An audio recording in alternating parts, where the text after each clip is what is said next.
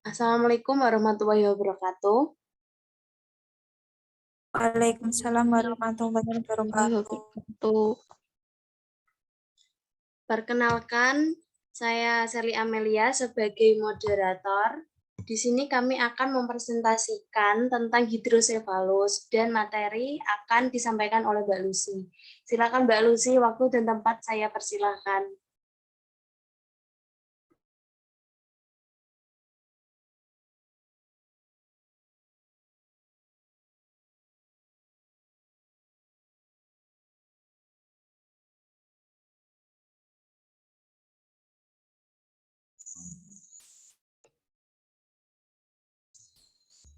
Baik, saya di sini nanti akan mempresentasikan hasil dari kelompok kami yang berjudul hidrosefalus.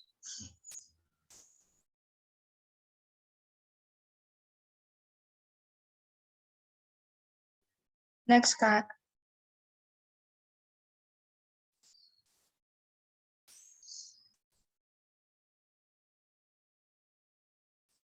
Definisi, menurut Suryadi tahun 2016, hidrosefalus adalah akumulasi cairan cerebrospinal dalam ventrikel cerebral, ruang subarachnoid atau ruang subdural. Hidrosefalus adalah adanya ketidakseimbangan antara produksi dan absorpsi cairan cerebrospinal yang dikarakteristikkan dengan karena peningkatan volume cairan cerebrospinal, dilatasi sistem ventrikel, dan peningkatan tekanan intrakranial. Menurut Nielsen tahun 2013. Menurut Dwita tahun 2017, hidrosefalus berasal dari kata hidro yang berarti air dan cephalon yang berarti kepala. Hidrosefalus merupakan penumpukan CSF yang secara aktif dan berlebihan pada satu atau lebih ventrikel otak atau ruang subarachnoid yang dapat menyebabkan dilatasi sistem ventrikel otak. Next, Kak.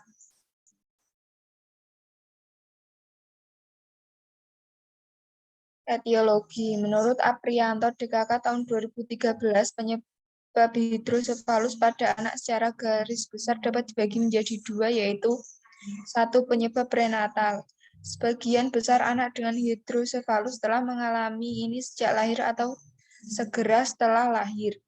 Beberapa penyebabnya adalah stenosis aqueductus levi, malformasi Dandy-Walker, holoprosencephaly-myelomeningocele, dan malformasi Arnold-Chiari. Selain itu, terdapat dua jenis malformasi lain yang jarang terjadi. Penyebab lain dapat berupa infeksi in utero, lesi destruktif, dan faktor genetik. Stenosis aqueductus levius terjadi pada 10% kasus pada bayi baru lahir. Next, Kak.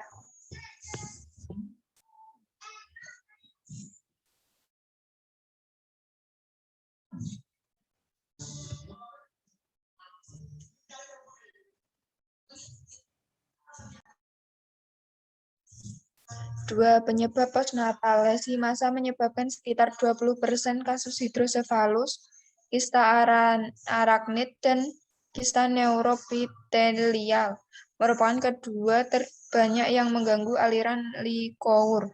Pendarahan meninitis dan gangguan aliran vena juga merupakan penyebab yang sering terjadi. Next, Kak.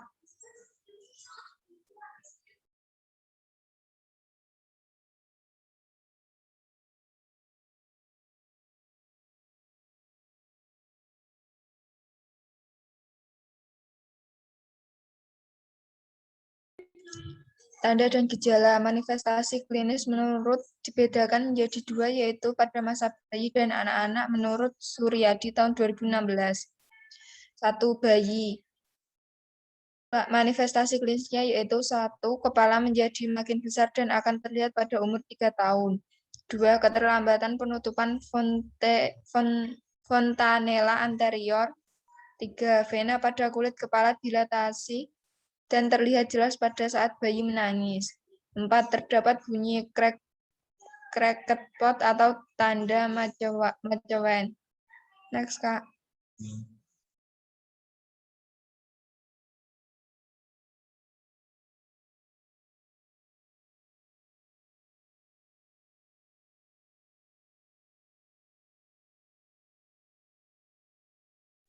Yang kedua yaitu pada anak-anak, manifestasi klinisnya yaitu 1. Nyeri kepala, 2. Muntah, 3. Letargi, lelah, apatis, perubahan personalitas, 4. Ketegangan dari sutura kranial dapat terlihat pada anak berumur 10 tahun. Lanjut, Kak.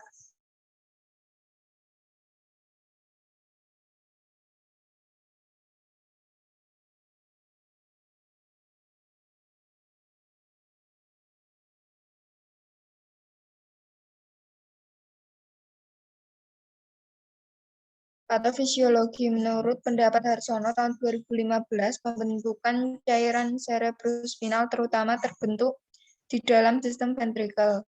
Kebanyakan cairan tersebut dibentuk oleh plexus choroidalis di ventrikel lateral, yaitu kurang lebihnya sebanyak 80% dari total cairan cerebrospinalis. Kecepatan pembentukan cairan cerebrospinalis lebih kurang 0,35 sampai 0,40 ml per menit atau 500 ml per hari. Kecepatan pembentukan cairan tersebut sama dengan orang dewasa maupun anak-anak. Dengan jalur aliran yang dimulai dari ventrikel lateral menuju ke foramen Monro, kemudian ke ventrikel 3, selanjutnya mengalir ke aqueductus levi, lalu ke ventrikel 4 menuju ke foramen Luxa dan Magendie, hingga akhirnya ke ruang subarachnoid dan kanalis spinalis. Next, Kak.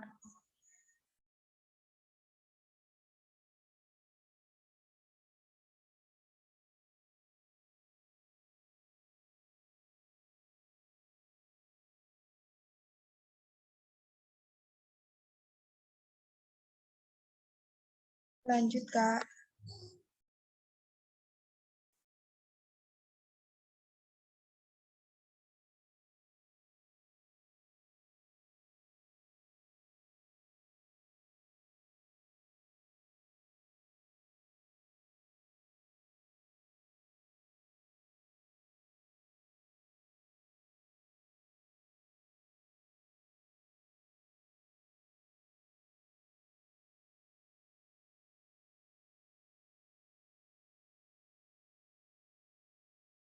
Pathway congenital infeksi trauma neoplasma hepatitis degeneratif gigi vaskular menyebabkan hidrosefalus.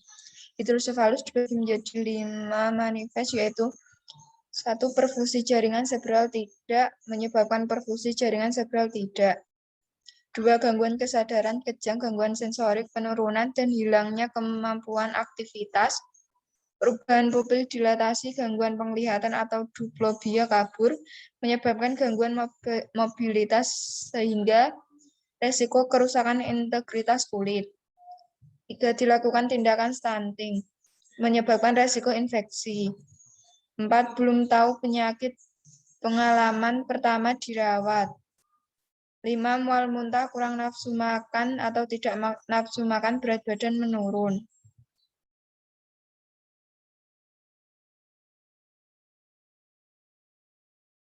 Lanjut, Kak.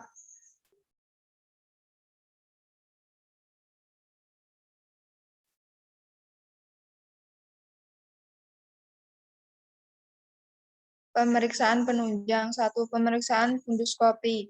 Evaluasi funduskopi dapat mengungkapkan papiledema bilateral ketika tekanan intrakranial meningkat. Pemeriksaan mungkin normal, namun dengan hidrosefalus akut dapat memberikan penilaian palsu. 2. Foto polos kepala lateral. Tampak kepala membesar dengan disproporsi kraniofasial, tulang menipis dan sutura melebar. 3. Pemeriksaan cairan cerebrospinal. Dilakukan fungsi ventrikel melalui foramen frontanel mayor. Dapat menunjukkan tanda peradangan dan pendarahan baru atau lama. Lanjut, Kak.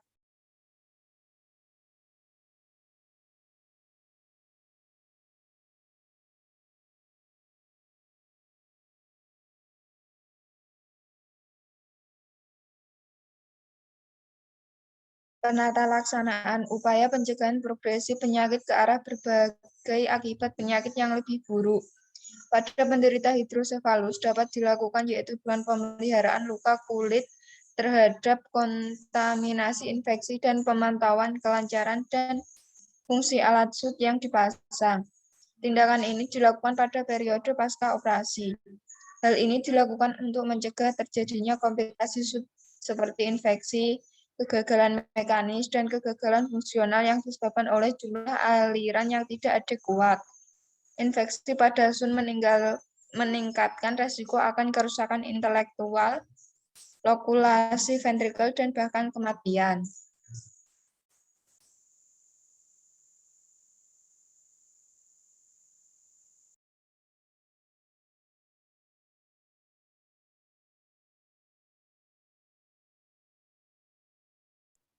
Lanjut. Diagnosa 1. Ketidakefektifan perfusi jaringan sebral berhubungan dengan peningkatan TIC.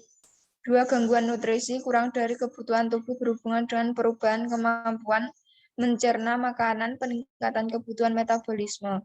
3. Gangguan metabolisme fisik berhubungan dengan gangguan neuromuskular.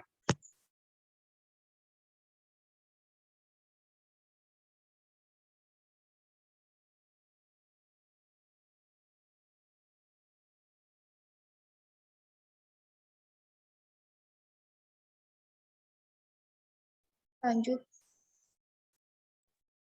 Intervensi nomor 1 yaitu dengan diagnosa ketidakefektifan perfusi jaringan otak atau serebral berhubungan dengan gangguan aliran darah ke otak akibat peningkatan TIC.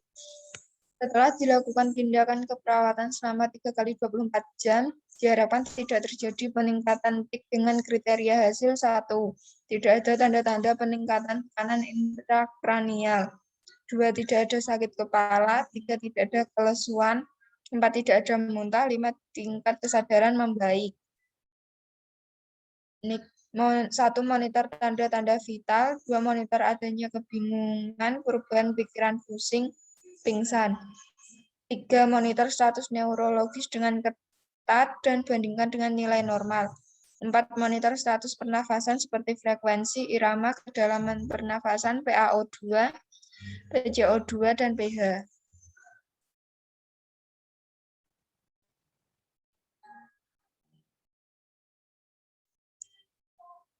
Lanjut.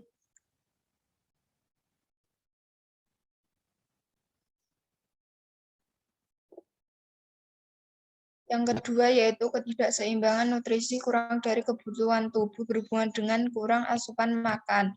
Setelah dilakukan tindakan keperawatan selama 3 kali 24 jam, diharapkan ketidakseimbangan nutrisi dapat teratasi dengan kriteria hasil. 1. Adanya peningkatan berat badan. 2. Tidak ada tanda-tanda malnutrisi. 3. Menunjukkan peningkatan fungsi pengecapan dan menelan. 4. Tidak terjadi penurunan berat badan yang berarti. 1. Kaji adanya alergi makanan. 2. Kolaborasi dengan ahli gizi untuk menentukan jumlah kalori dan nutrisi yang dibutuhkan oleh pasien. 3. Berikan informasi tentang kebutuhan nutrisi. 4. Yakinkan diet dengan yang dimakan mengandung tinggi serat. 5. Anjurkan makan sedikit tapi sering. 6. Monitor tugur kulit. 7. Monitor mual muntah. 8. Monitor HB dan kadar HT. 9. Monitor pucat dan konjungtiva.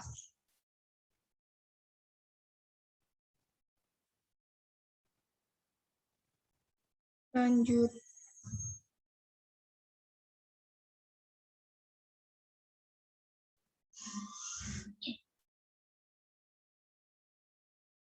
Dan yang terakhir yaitu gangguan mobilitas fisik yang berhubungan dengan neuromuskular.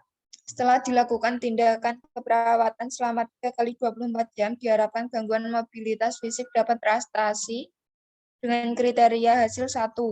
Pasien meningkat dalam aktivitas fisik. 2. Bantu untuk mobilisasi. 1. Kaji adanya alergi makanan. 2. Kolaborasi dengan ahli gizi untuk menentukan jumlah kalori dan nutrisi yang dibutuhkan oleh pasien. 3. Berikan informasi tentang kebutuhan nutrisi. 4. Yakinkan diet yang dimakan mengandung tinggi serat. 5. Anjurkan makan sedikit tapi sering. 6. Berat badan pasien dalam batas normal.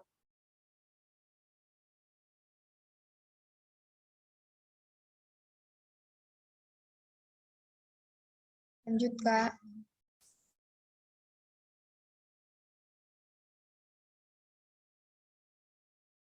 Terima kasih. Baik, saya kembalikan kepada moderator Mbak Sherly. Pada Mbak Sherly saya persilakan. Baik, terima kasih kepada Mbak Lucy telah menyampaikan materinya. Dan jika ada pertanyaan, bisa langsung disampaikan atau di room chat. Silakan Kak yang mau dipertanyakan. Saya mau bertanya, Kak. Iya Kak, silakan. Apakah anak yang menderita hidrosefalus jalan keluarnya harus melalui operasi? Terima kasih. Baik Kak, pertanyaannya kami tampung dulu ya. Lalu ada yang bertanya lagi, silakan. Saya Kak mau bertanya. Perkenalkan, nama saya Septia. Izin bertanya, apakah penyakit hidrosefalus merupakan penyakit turunan? Terima kasih. Baik Kak, terima kasih jawabannya. Mas, apakah masih ada pertanyaan lagi?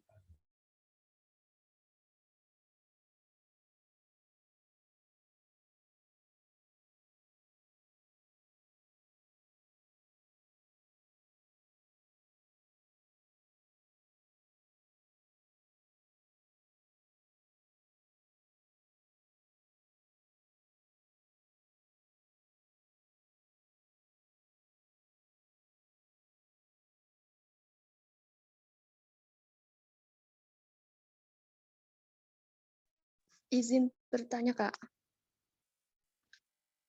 Ya Kak, silakan.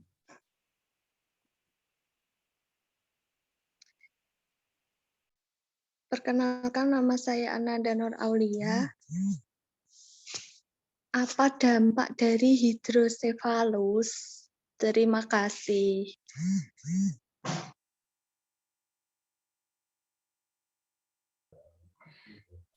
Apakah masih ada pertanyaan lagi?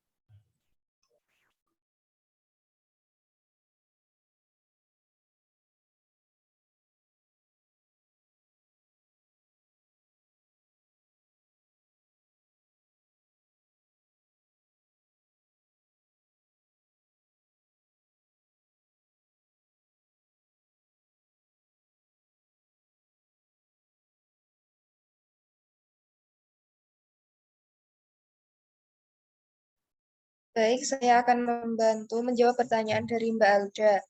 Apakah anak yang menderita hidrosefalus jalan keluarnya harus melalui operasi? Anak yang menderita hidrosefalus harus dioperasi untuk pemasangan selang, sehingga cairan otak yang tersumbat dapat dialirkan. Kalau tidak dikhawatirkan perkembangan motorik dan kecerdasannya akan terlambat karena jaringan otak tidak dapat berkembang dengan baik. Gimana Mbak Alda? Apakah bisa dimengerti? Bisa, Mbak. Terima kasih.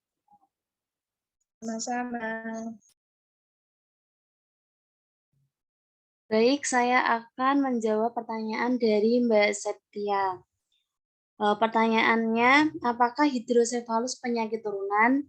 Jawabannya bukan ya Mbak ya, penyakit hidrosefalus bukan penyakit turunan atau genetik. Apakah bisa dipahami Mbak Septi? Iya Kak, terima kasih. Iya, sama-sama.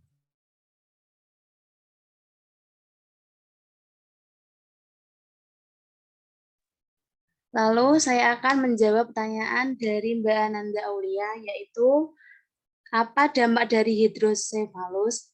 Hampir semua bagian tubuh anak akan terkena dampaknya dari hidrosefalus itu, mulai dari gangguan tumbuh kembang hingga penurunan kecerdasan anak. Apakah bisa dipahami Mbak Ananda? Iya, Mbak, bisa. Terima kasih. Iya, sama-sama.